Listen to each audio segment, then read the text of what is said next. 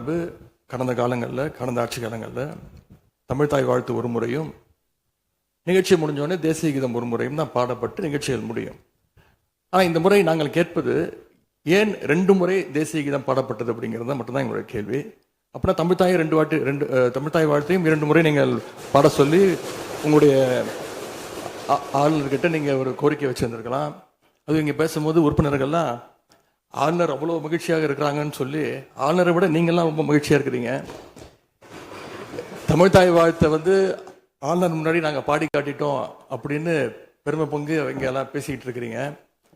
நீங்கள் சொல்கிறத பார்த்தா தமிழ்தாய் வாழ்த்தை விட ஆளுநர் தான் உங்களுக்கு முக்கியம் அப்படிங்கிற எண்ணம் எங்களுக்கு ஏற்படுது, மக்களுக்கும் ஏற்பட்டுக்கிட்டு இருக்கு. பொதுப்பணித்துறை அமைச்சர். மாண்புமிகு பேரவைத் தலைவர்களே, தமிழ்தாய் வாழ்த்து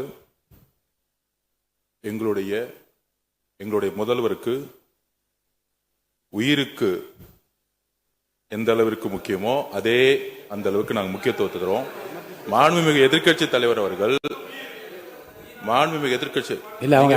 நாங்களும் பேச விட மாட்டோம். நீங்க ஒத்துழைப்பு கொடுக்கலன்னா நாங்களும் பேச விட மாட்டோம். அமைச்சர், தமிழக அரசுடைய ஸ்டாண்ட நாங்க பேசுறோம். எங்களுக்கும் குரல் கொடுக்க தெரியும். இந்த அவையை மாண்பை நாங்களும் பாதுகாக்கிறோம். மாண்புமிகு எதிர்க்கட்சி சொல்லக்கூடிய நோக்கம் தமிழக மக்களுக்கு தவறுதலா சொல்லக்கூடாதுங்கிற பதிவை நாங்கள் செய்கிறோம். எங்களுடைய முதலமைச்சருடைய எண்ணம் என்ன, தமிழக மக்களுடைய எண்ணமோ அதுதான் எங்களுடைய முதலமைச்சருடைய எண்ணம். கடந்த 3-4 வருடங்களாக தமிழ்தாய் வாழ்த்து இங்க பாடப்படல. ஆளுநரை எதிர்த்தீர்கள், வெளிநடப்பு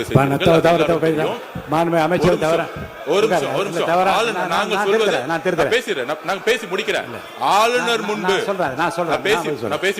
ஆளுநர் முன்பு மாண்புமிகு அமைச்சர் அவர்கள் தமிழ்தாய் வாழ்த்து பாடப்பட்டது. இல்ல நான் சொன்னது, நான் கருத்து என்னன்னா, ஆளுநர் முன்பு பாடப்பட்டது கிடையாது. அதுதான் நான் சொல்ல வரேன். நான் பேசிடுறேன். ஆளுநர் புறக்கணித்தார், அதற்கு பின்பு பாடப்பட்டது. ஒரு நிமிஷம் நான் பதிவு பண்ண, ஒரே நிமிஷம் நான் பதிவு பண்ணிடுறேன். நான் எங்களுடைய பதிவை நாங்க பதிவு பண்ணிடுறோம். அதுல சொன்ன வார்த்தைகள் எங்களுக்கு கஷ்டமா இருந்துச்சு. காம்ப்ரமைஸ்ங்கிற வார்த்தை எங்களுக்கு கடினமா இருந்துச்சு. நாங்க திருப்பியும் நாங்க பதிவு பண்ணிக்கிறோம். எந்த விதமான காம்ப்ரமைஸும் கிடையாது. தமிழ்தாய் வாழ்த்தை முதலில் பாடப்பட்டது எங்களுடைய முதலமைச்சருடைய வெற்றி, தமிழக மக்களுடைய வெற்றிங்கிறத நாங்க பதிவு பண்ணி, எந்த காம்ப்ரமைஸும் இங்க நடக்கல. அதை நாங்க பதிவு பண்றோம். உறுப்பினர் பேரவைத் தலைவர்களே, நாங்கள் மீண்டும் அதான் கேட்குறோம். தமிழ்தாய் வாழ்த்து ஒரு முறை பாடிட்டீங்க, அதுக்கு வாழ்த்துக்கள். ஏன் தேசிய கீதம் 2 முறை பாடப்பட்டுச்சு? அப்போ ஆளுநர்கிட்ட நீங்கள் கோரிக்கை வச்சிருக்கனால நீங்கள் தேசிய கீதம் 2 முறை பாடப்படணும்னா, நாங்கள் தமிழ்தாய் வாழ்த்து 2 முறை இல்லை 3 முறை நாங்கள் போடுவோம்னு சொல்லி அதை நீங்கள் செஞ்சு காட்டிருக்கணும். அதுதான் நான் கேட்குறேன். உங்களுக்கு இப்போ ஆளுநர் முக்கியமா, தமிழ்தாய் வாழ்த்து முக்கியமா அப்படிங்கிறத நான் இந்த அரசுக்கிட்ட நான் கேட்க விரும்புகிறேன். ஆட்டுக்கு தாடியும் நாட்டுக்கு ஆளுநரும் தேவையில்லைன்னு சொன்னவர் பேரறிஞர் அண்ணா அவர்கள். அவரை உங்கள் கொள்கை தலைவர் லிஸ்ட்டில் அட்டாச்சும் பண்ணியிருக்கிறீங்க. ஆனால் இன்னைக்கு ஆளுநரை தலையில் வச்சு கொண்டாடிட்டு இருக்கீங்க. நான் கேட்க விரும்புவது, நீங்கள் எல்லாம் சேர்ந்து மாண்புமிகு எதிர்க்கட்சி தலைவர் அவர்களுக்கு ஒன்று சொல்கிறேன். ஆளுநருக்குரிய மரியாதை மட்டும்தான் தரப்பட்டது. யாரையும் தலையில் வைத்து கொண்டாட வேண்டிய அவசியம் இந்த அரசுக்கு இல்லை. இந்த அவையை பொறுத்த வரைக்கும்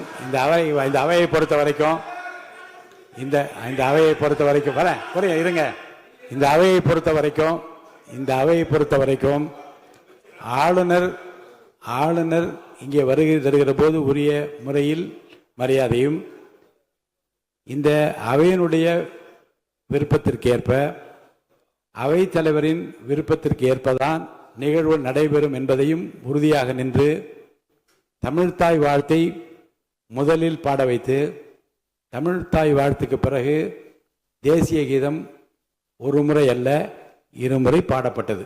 அதில் எந்த விதமான தவறும் கிடையாது. அதில் உள்நோக்கம் கற்பிப்பது தவறு என்று நான் கூறுகின்றேன்.